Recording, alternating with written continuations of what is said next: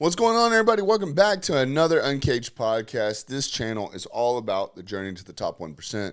And how do we get there? It's by becoming 1% better daily. There's a saying out there that, if you shoot for the moon and if you miss, you happen to land amongst the stars, right?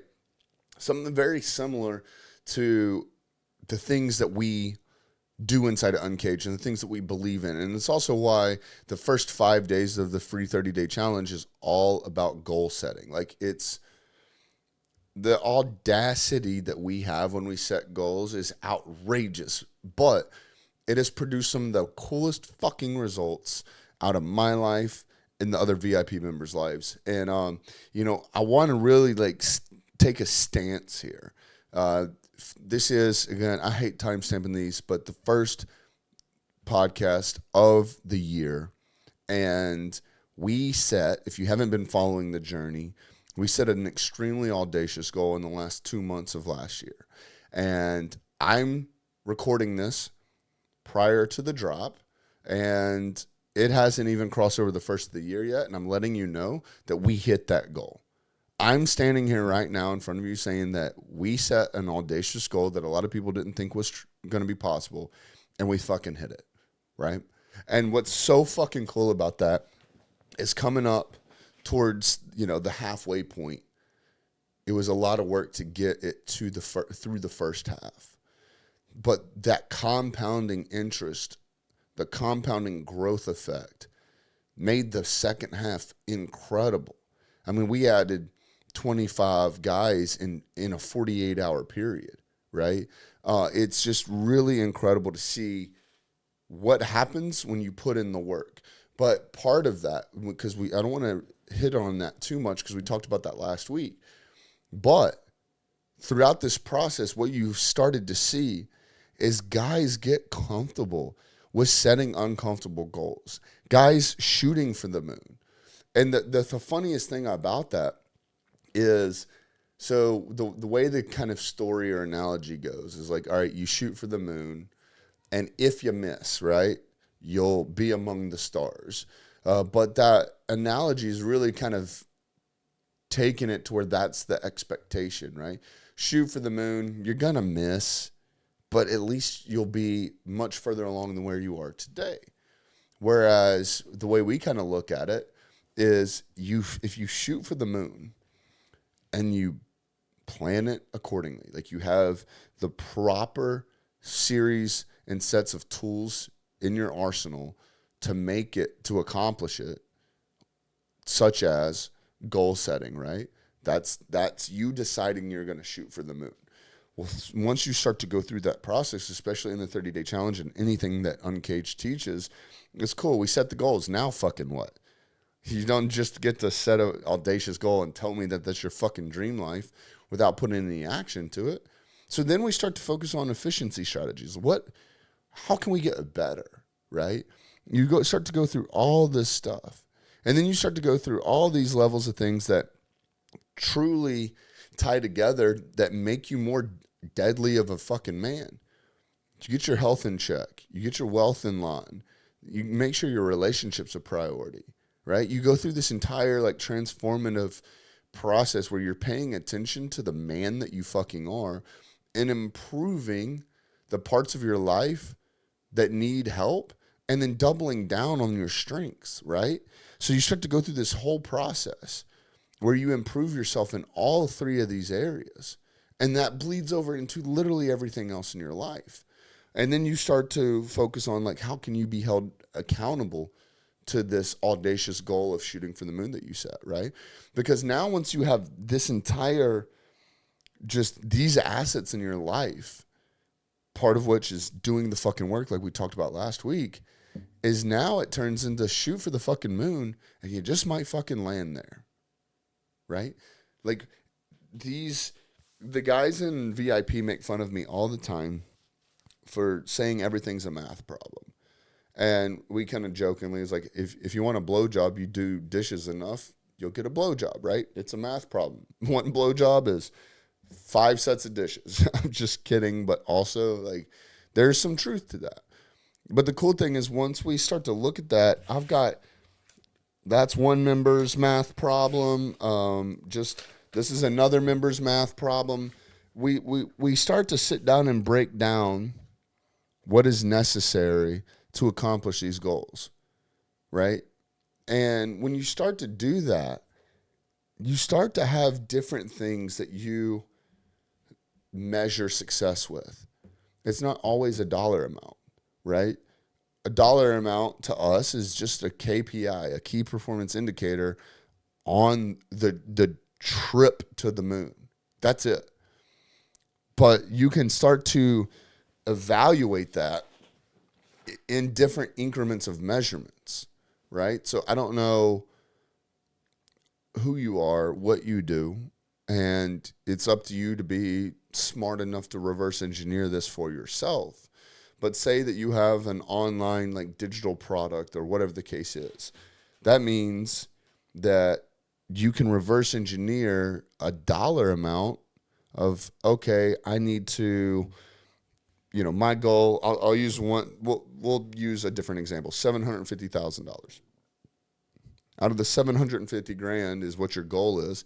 And mind you, that 750 grand is yet another measurement process to acquire the personal and professional goals of this member's life. So this motherfucker has a moon personally he's shooting for, and a moon,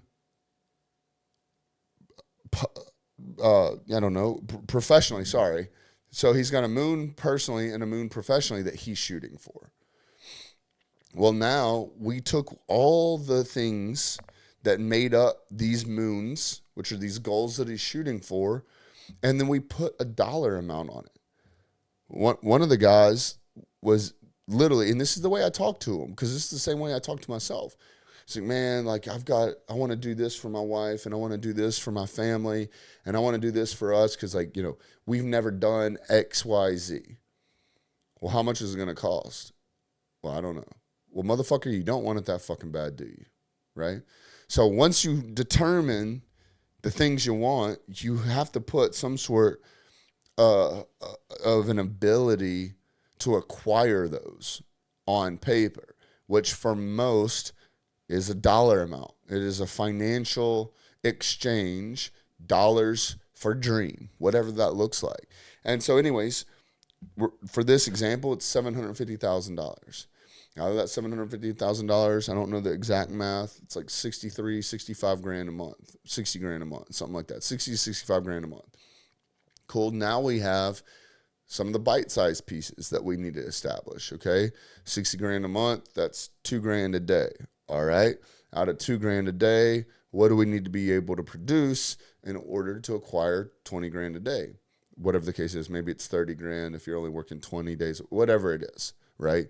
You understand what I'm getting at. But now, then we start to reverse engineer, okay, how many people do we actually have to sit down and have like a real legitimate conversation with before we close someone into our digital product offering? Okay, well, we have a 10% close rate. All right, cool. We have to have 10 real fucking conversations with people. Are those 30 minutes or are those an hour? Because then you start to evaluate, depending on who you are and what kind of organization you run, is this something that you're going to be spending all of your time doing? Or do you get to leverage other people's time to produce these results, right? And so, for example, got a 10% close rate. If it takes you an hour to have, and you only need to close one person to make that 2 grand, right? And you have to spend an hour dedicated to those conversations, that's 10 hours a day. It's not really feasible, especially not 24/7. So now we start to have to think, okay, is this something that is holistically on my plate or someone else's?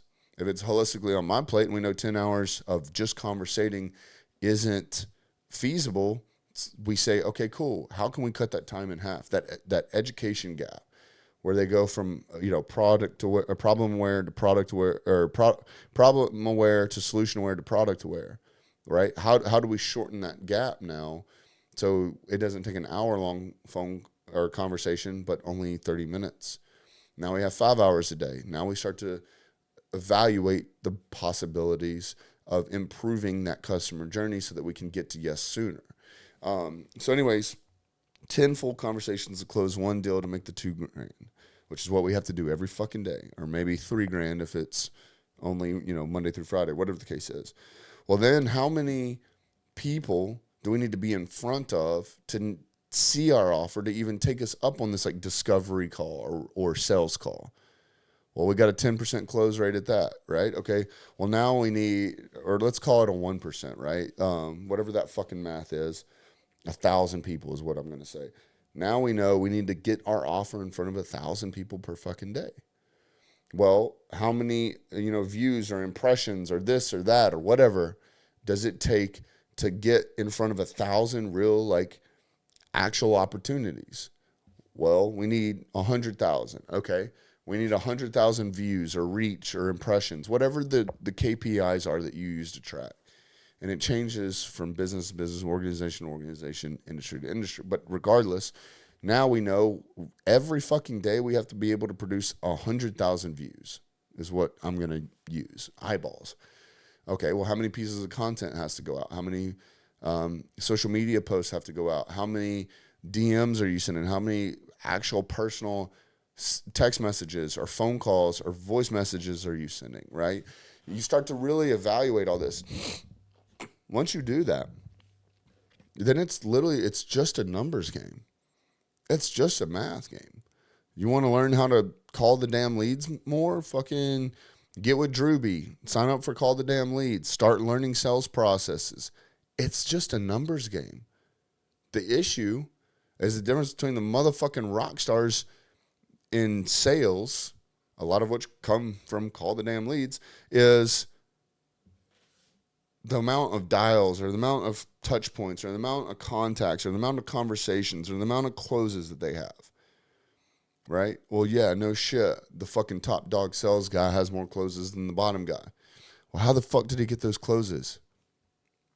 How the fuck did he close that that many more deals? Because he talked to equally amount of more people. He had equally amount of higher quality conversations. It literally is a mathematical problem at this point. So when you start to look at, aim for the moon, and if you miss, you'll be amongst the stars. What if you aimed for the moon and then properly set yourself up for success to fucking land on it? What if you did the fucking work? And did the fucking work doesn't always mean just sitting down and implementing.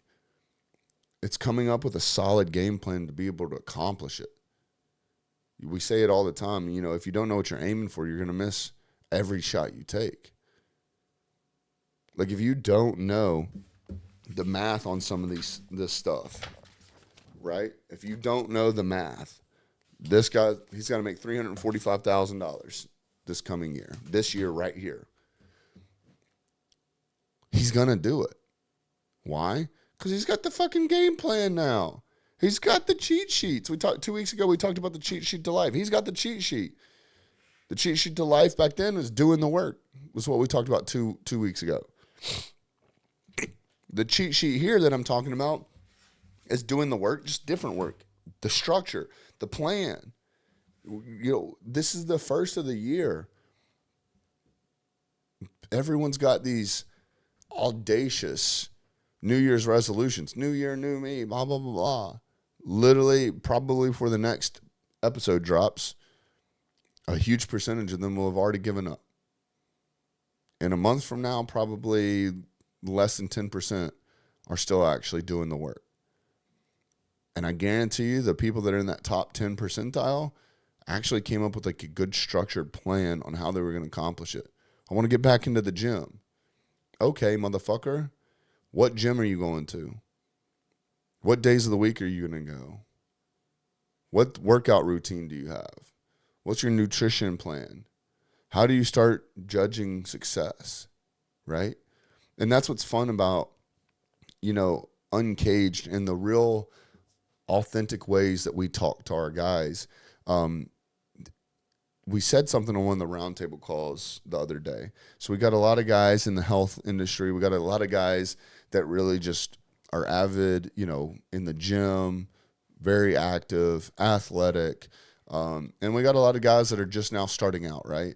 But health is it's our first pillar that we focus on.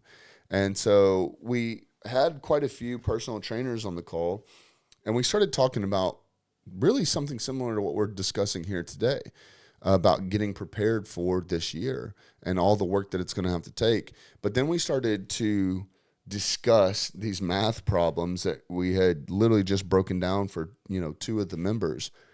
And in personal training or in a fitness realm, you have these things that are called non-scale victories, right?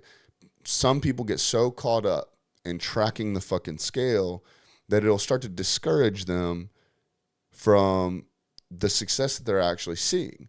Whereas, I'm not going to get into it, but when you start to take into consideration that, like, muscle mass is more dense, weighs more, per pound than, fat, this, that, whatever, you start to understand that, of course, at some point the scale's not going to be moving as rapidly as it was, or this, that, whatever. And some people with a lesser understanding of things will take that as discouragement, right? But anyways, there's other things, right? Like, how well do you fuck your wife now that you've lost 20 pounds? And, whatever the case is, your endurance is up. How the fuck, were you rolling around with your kids, or can you go in the backyard and run and play basketball with them? Whatever the case is, like, your pants or your shirt's fitting better, you waking up with more energy, like just shit like that people aren't tracking. But these are what we call non-scale victories, right? Whereas, how many times, like, in not necessarily like entrepreneurship, but even like W-2, 1099, whatever it is that you do to bring in revenue for your household, how many times have we stopped to actually take into consideration like non-bank account victories? Like, what are things that you're doing in your life that don't have a dollar amount attached to it, right? Because we talk about, goal setting the way we do, and reverse engineering goals into, a numerical dollar amount and this and that, whatever. But that doesn't always have to be the scale that you measure things off. Again, it's an easy KPI to track, which is why we talk about it a lot. But for us in Uncaged, money isn't everything. What money can do, though, does produce and provide an opportunity for your life to change. The memories that you can make, the fulfillment that you can gain, stuff like that. So I hate to break it to you, but in the world that we live in, it does take money to go around. But once we start to realize that there's other things that you can judge success on, and it all comes back to this whole like goal setting process, because a lot of the times that I go through goals with guys, I will have them verbally say what it is that they want. And again, like, if I'm being honest, none of the guys that I've actually talked to, come to think of it, like, sit down and say like, oh, I want to make $1 million because I want $1 million. They don't give me a dollar amount. And that's part of the problem. They don't fucking know the dollar amount. But they come and they say, hey, I want to take my family on a vacation. They've never seen snow. Or I would love to take my entire family to the beach where we used to vacation every year, but life started lifing and now we're all in different states, this, that, whatever. I want to take them there. Or, hey, I want to buy the dream car. Or I want to do this for my wife. It's something that my wife has been wanting to do for a very long time, but my wife has mom guilt and will never spend the money on herself. I want to provide this for her. Or I want to buy the new shop. Or I want to buy the new work truck. Or I want to hire a new employee. Or I want to do this. I want to do this. I want to do this. It's never like, oh, my dream life is to be a millionaire. At this stage in life and who we're dealing with and the quality of men that we're surrounding ourselves with, it's now no longer that. It's fine to want to be that first in your family tree to break, into like true wealth, but then being able to leave a legacy and generational wealth, that's fine. But now that I'm saying it out loud, I've not once sat down with one of the members that was like, yeah, this is how much money I want in my bank account. We've literally had to pull it out of them. So it's like, cool, here's the things that you want to do. I'll give you a full example. My wife and I, we've got 2 trips this year that are in European countries. And we have to come up with the money to be able to do that without it being a stress on our life. That's 2 of our goals. Fully fund both those trips. No stress, no anxiety, no this, no that. We also want to buy a house this year, or maybe we'll kick it off 3 more months so into the next year so that we can, take advantage of this year's tax returns. A little bit of strategy there, but we're buying a house, right? So we need money for down payment. Not only that, it's our goal by the end of this year to have 6 months of personal and professional expenses saved up. So there's a lot going on. We have about $150,000 worth of things of our moon that we want to shoot for. But now what we've done is we've reverse engineered it to figure out how to land on the moon. We're going to shoot for the moon, but we're not going to land on the stars. We're shooting for the moon, and we're going to land on that motherfucker. Same fucking thing as we hit that end of year goal. We set our mind to it.